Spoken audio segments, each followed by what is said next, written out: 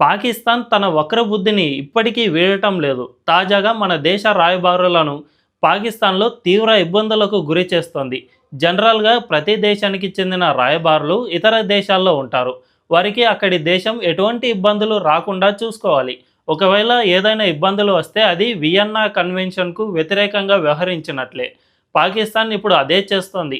ఆ దేశంలో ఉండే భారత రాయబారుల ఇళ్లకు మొదట పేపర్ సప్లైను ఆపేసింది. ఆ తర్వాత ఇప్పుడు ఏకంగా గ్యాస్, కరెంట్‌ను కూడా కట్ చేసింది. దీన్ని బట్టే మన రాయబారులను అక్కడ ఎంత ఇబ్బందులు పెడుతోందో అర్థం చేసుకోవచ్చు.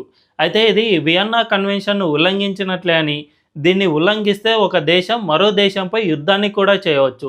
దీన్ని సాకుగా చూపి మన దేశం పాకిస్తాన్‌పై యుద్ధం చేసినా ప్రపంచం ఏమీ అనదు. అంతర్జాతీయ కోర్టులు కూడా దీన్ని తప్పుపట్టలేవు. అయితే ఈ చిన్న విషయానికే మనం యుద్ధానికి వెళ్ళం, కానీ పాపం పండాలంటారు కదా!